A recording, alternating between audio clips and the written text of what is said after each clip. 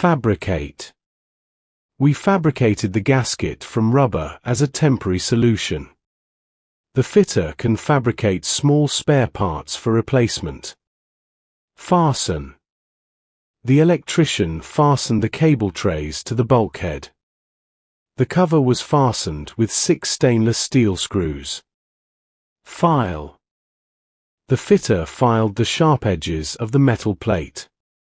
After welding, the surface was filed to make it smooth. Fill. The engineer filled the system with coolant after repair. During bunkering, tanks are filled with fuel. Fit. The life jackets are fitted with lights and whistles. The replacement part didn't fit properly, so it had to be adjusted. Fix. The electrician fixed the broken light in the engine room. Fix the safety wire before working aloft. Flush. Flush the system with fresh water to remove any dirt and debris.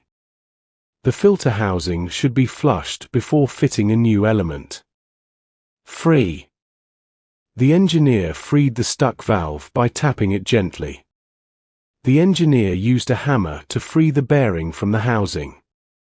Grease. How often do you grease the bearings? The oiler greased all moving parts of the windlass. Grind. The fitter is grinding the valve seat to ensure a tight fit. Always wear safety goggles when grinding metal parts. Guide. The officer guided the crane operator during cargo loading. Use the wooden blocks to guide the shaft when installing it into position. Hammer. Do not hammer the bolts too hard to avoid thread damage. He hammered the pin into position. Heat. We heated the metal part before bending it. Heavy fuel oil is heated to reduce its viscosity. Hone.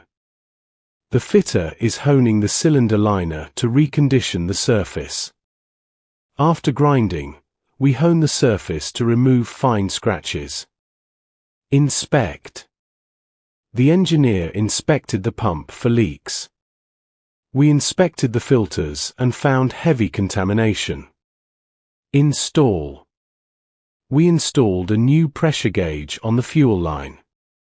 We installed the repaired motor back into position. Insulate. All hot pipes must be properly insulated. The electrician insulated the cable joints after connection. Isolate. We isolated the fuel line to stop the leakage. Always isolate the electrical circuit before working on it. Jack up. Jack up the unit carefully to avoid damaging the frame. We used 2 hydraulic jacks to jack up the gearbox evenly. Join. The welder joined 2 steel plates together. We joined 2 pipe sections using a flange connection. Lap. The fitter is lapping the valve seat to ensure a perfect seal. When you lap the parts, make sure not to remove too much material. Lathe. We had to lathe the worn coupling to achieve the correct diameter. The turner lathed a new bush for the pump. Lift. Use the chain block to lift the cylinder head carefully. We lift these parts manually because they are not heavy. Loosen. Take a spanner and loosen the nuts. Do not loosen the flange bolts while the system is under pressure. Lower. Slings are used to lift and lower different cargoes. Lower the piston onto the support carefully. Lubricate. Lubricate all moving parts before starting the machine. Lubricate the bearings at regular intervals according to the manual. Maintain.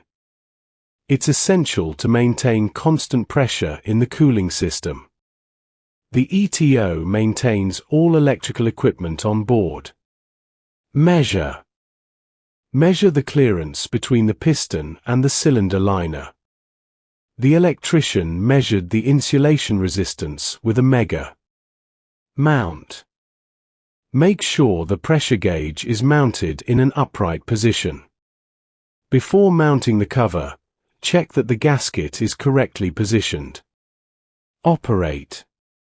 This pump operates continuously to supply fuel to the main engine. Only trained personnel are allowed to operate the crane. Overhaul. We overhauled the purifier last month. The generator must be completely overhauled every 6,000 hours.